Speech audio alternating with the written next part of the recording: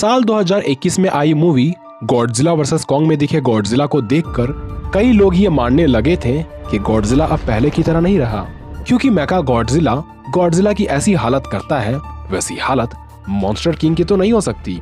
तो वैसे लोगों के लिए जो सोचते हैं कि गॉडजिला कमजोर है, उसके लिए जवाब है अप्रैल 2024 में आने वाली मूवी द न्यू एम्पायर में दिखने वाला गॉडजिला। ये बात सच है कि गॉडजिला वर्सेस कॉन्ग में दिखा गॉडजिला थोड़ा कमजोर नजर आ रहा था, क्योंकि साल 2019 में इसने अपने बर्निंग स्टेट में आकर ढेर सारी मात्रा में ऊर्जा को नष्ट कर दिया। साथ ही कॉन्ग से हुए बैटल ने भी इसे काफी कमजोर बना दिया। पर सालों के हाइबरनेशन प्रोसेस के बाद पेश है द न्यू पिंक गॉडजिला, जो अलग ही प्रकार की एनर्जी को सोख कर अपने ट्रू फॉर्म में आ चुका है तथा इसकी बैटल जल्द ही मूवी का मेन विलन स्कार किंग से होने वाली है। लेकिन उसमें गॉडजिला की हार होगी या जीत, ये जानने के लिए अभी काफी वक्त बचा है। पर आज के इस वीडियो में हम न्यू गॉडजिला तथा स्कार किंग को कंपेयर करके ये जानने की कोशिश करेंगे कि कौन है मॉन्स्टर वर्स का असली king, the new Titan scar king या इवॉल्व हो चुका सभी मॉन्स्टर का राजा गॉडजिला। तो परिणाम जानने के लिए वीडियो में अंत तक बने रहें और इस छोटी सी वीडियो को लाइक करना ना भूलें। सबसे पहले बात करें गॉडजिला की, तो हम जानते हैं कि गॉडजिला अपने हर मूवी में थोड़ा बढ़ता ही जाता है। जैसे कि साल 1954 में ये महज 19 मीटर का था, वहीं साल 2014 में दिखा गॉडजिला, जो कि उस समय से कईयों का फेवरेट बन चुका था, वो करीब 108 मीटर या 354 फीट का हो चुका था। और Godzilla the king of monster का खतरनाक गॉडजिला साल 2019 में बढ़कर 390 फीट तक हो गया था। वहीं साल 2021 में दिखा गॉडजिला थोड़ा और बढ़कर 394 फीट का हो गया था। यानी इस बात की भी ज्यादातर संभावना है कि टी में दिखने वाला गॉडजिला भी 400 फीट से भी ज्यादा विशाल होगा। इसी के साथ शायद इसके वजन में कोई परिवर्तन नहीं आने वाला है, क्योंकि नए गॉडजिला में गौर किया जाए तो इसकी लंबाई तो बढ़ी है, पर यह पहले के मुकाबले ज्यादा ही पतला लग रहा है। लेकिन यह इसके फायदे की ही बात है, क्योंकि अब गॉडजिला पहले के मुकाबले ज्यादा फास्ट एंड अजाइल हो चुका है। यही वजह है कि ये कॉन्ग से भी तेज भागता दिख रहा है। एक और जहां दूसरे कई गॉडजिलास मूवी में इसके बाजुओं को काफी छोटा दिखाया गया था और छोटे आर्म्स होने की वजह से Godzilla hand to hand combat में उतना अच्छा परफॉर्म नहीं कर पा रहा था। यही वजह है कि गॉडजिला और कॉन्ग के हुए बीच के मुकाबले में कॉन्ग ने गॉडजिला को बैटल में तारे दिखा दिए थे, जबकि स्ट्रॉन्ग कौन है सभी जानते हैं। पर फंक्शनल आर्म्स न होने की वजह से गॉडजिला को मजबूरन कॉन्ग पर एटॉमिक ब्रीथ छोड़ना पड़ता है। लेकिन यदि कॉन्ग्स की आर्म्स थोड़ी फंक्शनल होती तो ये बहुत ही इजीली कॉन्ग को डिफीट कर देता। पर अब गॉडजिला की आर्म्स पहले के मुकाबले काफी ज्यादा विशाल और फंक्शनल हो चुके हैं। जैसा कि आपने ट्रेलर में ही देख लिया होगा कि इसकी आर्म्स इंसानों की तरह बड़ी हो चुकी है। और बस इतना ही नहीं, इन आर्म्स की एल्बोज पर मैजेंटा रंग की चमकती डोर्सल प्लेट भी लगी हुई है, जो इसके आर्म्स को एक्स्ट्रा एनर्जी प्रोवाइड करती होगी।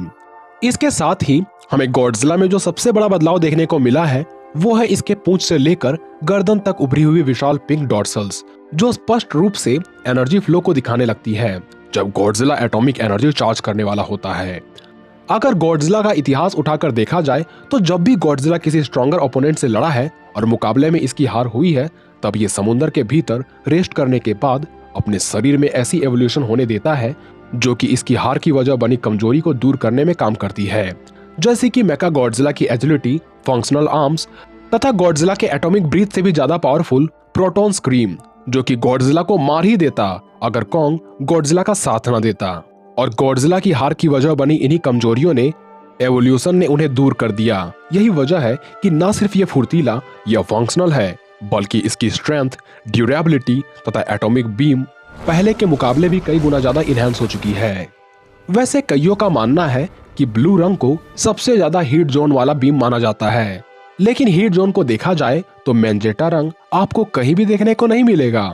अब हो सकता है कि इसकी मैजेंटा एटॉमिक बीम में इस दुनिया से अलग किसी दूसरे दुनिया की एनर्जी से बने हीट का फंक्शन थोड़ा अलग होता होगा और यह हीट ब्लू रोशनी वाले बीम के मुकाबले काफी ज्यादा पावरफुल होती होगी।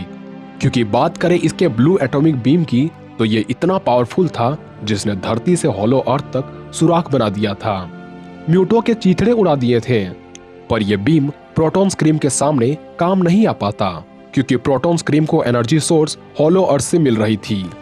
इसी वजह से ये इतना ताकतवर था। और अब गॉडजिला तो हॉलो अर्थ पर फैले मेंजेटा रंग वाले इस ऊर्जा के भंडार को पूरी तरह से सोख रहा है और इस एनर्जी में इतनी ताकत है कि सालों तक चलने वाले एवोल्यूशन प्रोसेस को इसने गॉडजिला में कुछ ही पलों में परिवर्तन ला दिया। यहाँ तक कि इसी एनर्जी सोर्स की पूजा ईवी ट्राइब के लोग किया करते हैं और इसी एनर्जी सोर्स से शायद एंशिएंट वॉर हुई होगी जिसमें कई गॉडजिला और कॉन्ग मारे गए होंगे। अब अगर बात करें हॉलो अर्थ की दहशत द स्कार किंग की, तो ये एक सीमियन टाइटन है जो हमें गॉडजिला और कॉन्ग एक नया साम्राज्य मूवी के एक प्रमुख नकारात्मक छवि के रूप में देखने को मिलेगा। इसलिए यूं तो इसके बारे में हमें पूरी जानकारी नहीं, पर ओरेंगटन की तरह दिखने वाला यह शिकारी कॉन्ग से भी कहीं अधिक विशाल और ताकतवर है। यूं तो नीली आंखों को काफी खूबसूरत माना जाता है, लेकिन स्कार किंग की आंखों की नीली रोशनी खूबसूरती नहीं बल्कि विनाश का प्रतीक है। हॉलो अर्थ में रहने वाले इस बादशाह के बारे में ऐसा बताया जाता है कि इसके लिए दूसरे टाइटन को मारना मानो रोज का काम है। यही वजह है कि इसने अपने घर के द्वार पर कई कॉन्ग के सिर के कंकालों को सजाया है और उनकी रीढ़ की हड्डियों से अपने कंधे पर लटके एक हथियार बनाई है। इसकी गर्जना, अल्फा नेचर और क्रूलिटी दुश्मनों पर इस हद तक असर डालती है कि गॉडजिला और कॉन्ग एक साथ मिलकर ही इसकी ओर आने की हिम्मत कर पाते हैं। कॉन्ग से भी अधिक चतुर ये टाइटन यूं ही हॉलो अर्थ का शहंशाह नहीं है। इसके इशारों पर ही खोखली दुनिया में प्राण है। इसके इशारों पर ही शिकारी डेथ जैकल्स किसी को भी नोच खाने के लिए कूद पड़ते हैं और इसके आज्ञा के बिना गलती से कोई इसके इलाके के आसपास आ तो जाता है, पर जाना इसकी मर्जी में लिखा होता है।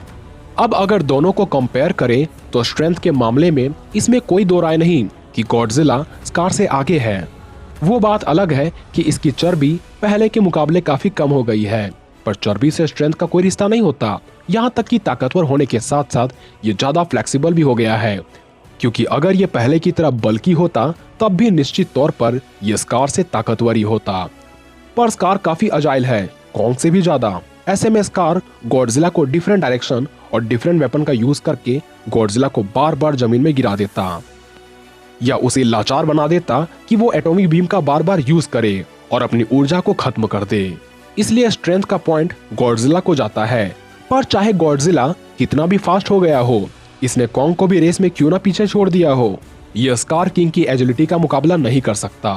स्कार एक ओरेंगेटन की स्पीसीज है जिसके arms body to arms ratio में किसी भी जीवों के मुकाबले ज्यादा बड़ा तथा फंक्शनल होता है और ये किसी भी पेड़ों या इमारतों पर काफी आसानी से लटक सकता है। पर यह बात हम गॉडजिला के लिए अभी भी नहीं कह सकते कि ये कहीं भी लटक सकता है। इसलिए एजिलिटी का पॉइंट स्कार किंग को जाता है। गॉडजिला काफी अक्लमंद है, इसलिए इसे पता होता है कि कौन शत्रु है और कौन दोस्त। यहाँ तक कि बन रहे खतरे मेका गॉडजिला की भनक जहाँ पूरी दुनिया को नहीं होती, ये उसे नष्ट करने पहुंच जाता है और कॉन्ग को जहाँ पहले ये दुश्मन मान रहा था उसके साथ मिलकर मेका गॉडजिला को नष्ट करता है। पर स्कार को मॉन्स्टर वर्स दुनिया का आप साइंटिस्ट कह सकते हैं। इसके जितना इंटेलिजेंट तो कॉन्ग भी नहीं। तभी तो इसने न सिर्फ हॉलो अर्थ में रहने वाले बाकी काइजूस को अपना गुलाम बना रखा है, बल्कि इसकी कंट्रोल में तो खुद फाउंडिंग काइजू द सीमू है, जिसे सभी काइजू का फादर माना जाता है। यहाँ तक कि ये स्कार से भी ज्यादा ताकतवर है, पर फिर भी स्कार का ये गुलाम है। इसलिए इंटेलिजेंस का पॉइंट भी स्कार को ही जाता है। बात करें दोनों के ड्यूरेबिलिटी की, तो बेशक गॉडजिला मोटी चमड़ी का बना है। ये छोटे मोटे अटैक्स को तो कोई वैल्यू ही नहीं देता, क्योंकि इस पर परमाणु हथियार से भी हमला किया जा चुका है। फिर भी इसे एक खरोच नहीं आई। यहाँ तक कि मैंने कब गॉडजिला का खून देखा ये याद नहीं। वही स्कार भले ही हॉलो अर्थ का रूलर है, पर इसके शरीर पर कोई आर्मर नहीं लगी। इसकी त्वचा कॉन्ग या उससे थोड़ी ज्यादा सख्त हो सकती है, जिसे तेज धारदार हथियारों से चीरा जा सकता है। वही गॉडजिला तो अपने मुंह में गुलाबी फुलझड़ी भरे हुए हैं, जो स्कार पर कई छेद बना सकते हैं। इसलिए ड्यूरेबिलिटी के मामले में गॉडजिला स्कार से काफी आगे है। दूसरे खूबियों पर ध्यान दें तो एक और जहां गॉडजिला के पास शक्तिशाली एटॉमिक ब्रीथ है, वही स्कार की स्पेशल एबिलिटी अभी भी अननोन है। अगर स्कार की स्पेशल एबिलिटी ऐसी हुई कि ये थंडरबोल्ट अटैक कर पाए या दूसरे काइजू को कंट्रोल करने की ताकत इसमें हो, तब कहानी कुछ और ही हो सकती है। लेकिन स्कार की स्पेशल एबिलिटी कोई नहीं हुई तो ये बैटल में ज्यादा देर तक टिक नहीं पाएगा। वैसे इसके पास कोई स्पेशल एबिलिटी होगी या नहीं, इस बात पर डिपेंड करती है कि मूवी में सीमू है या नहीं, क्योंकि अगर मूवी में सीमू हुआ तो गॉडजिला के लिए खतरा स्कार नहीं सीमू होने वाला है। इसलिए अगर मूवी आती है तो गॉडजिला वर्सेस द सीमू पर वीडियो जल्दी आने वाली है। तब तक के लिए हमारे चैनल से बने रहें और इस वीडियो को लाइक करके ही दूसरे वीडियोस की तरफ बढ़ें। तो मिलते हैं अगले वीडियो में।